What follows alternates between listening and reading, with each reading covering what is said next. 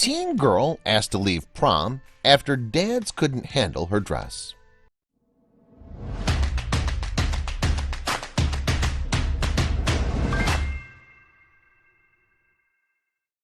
Clare Ettinger and her boyfriend James Thompson were thrilled to be attending their first high school prom together.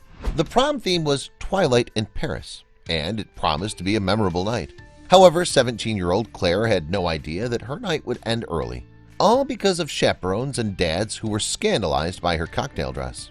Before we begin, make sure to smash that like button, subscribe to our channel, and click the notification bell for more amazing videos. Even homeschooled children go to the prom. A group of homeschooled teenagers who do activities together attended a prom affiliated with a local church. Clare Ettinger was extremely excited to have the opportunity to go to prom. As a tall, curvy girl, she always idolized Marilyn Monroe. When she started looking for the perfect prom dress, Clare wanted something sparkly and gorgeous. But there was one more thing that was important to her. Clare wanted to be sure she complied with the event's dress code. Organizers required young women to wear dresses that were long enough to correspond to their fingertips. As long as the dress was below the fingertip line, it was within the rules.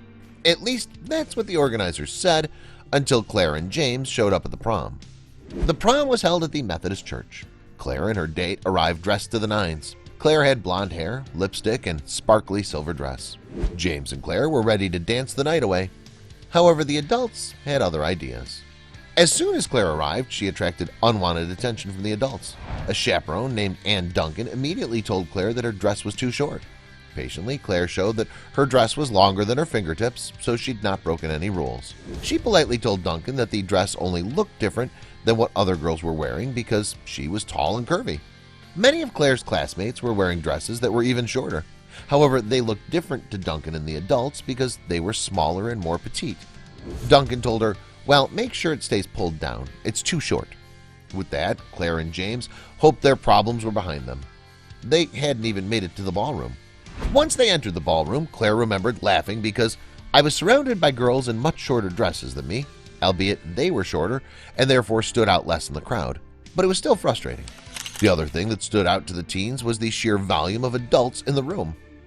"I felt violated by the sheer number of male parents that were assigned to do nothing for 5 hours other than to watch girls in short dresses and heels dance to upbeat music." That's when Clare and her friends noticed a group of fathers standing on a balcony looking down at all the young women. What's worse was that they were frowning and pointing at Clare. Then one of the organizers found Clare and ordered her to go to the side of the church. It was Duncan again, but this time she was accompanied by another chaperone. She took me into the corner of the hallway with another woman who I'm assuming was a parent chaperone. She told me that some of the dads who were chaperoning had complained that my dancing was too provocative and that I was going to cause the young men at the prom to think impure thoughts. Clare quickly rebutted these assertions. She'd yet to even dance, so there couldn't have been any provocative dancing going on. She also explained that she had adhered to the dress code. I never signed any documentation agreeing to adhere to any sort of dress code, and the dress code that was verbally communicated to me was followed to by the letter. When confronted with facts, Duncan and the chaperone ordered Clare to leave.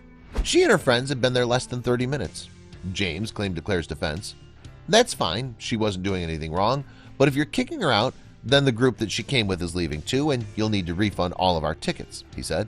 Duncan refused to entertain the idea of a refund to anyone except Clare, and even that was dubious. "I will not debate with you about this," she yelled, forcing Clare and her friends to the exit. On her way out, Clare asked a security guard if her dress was too short. He said he didn't think it was, but the decision wasn't his to make. After prom, Clare decided to speak out about what happened to her.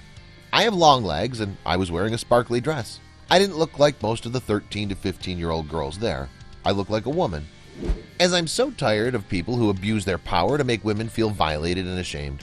I was told the way I dressed and moved my body was causing men to think inappropriately about me, implying that it's my responsibility to control other people's thoughts and drives." As the furor spread online, the chaperones claimed they weren't looking at her, but Clare and her friends knew what they saw. Duncan continued to claim that the fabric of Clare's dress somehow made it ride up a few centimeters, and therefore it broke the rule. "The dress was right below her butt cheeks by the time I saw her," Duncan said. "Imagine having a chaperone examining every inch of your body." Duncan claimed the fathers couldn't have been watching Clare since there were 500 students in the room. But that ignores the fact that when the lady kicked me out, they said dads had complained about my dancing, and that meant they had to have been watching me. Clare wrote about her experience online, did interviews, and made a vlog telling women and girls that there's nothing shameful about their bodies. This is a message to girls built like me who can't find jeans that fit, the girls with long legs who are forced to prove that their dresses fit the dress code just because they have more legs showing than most girls.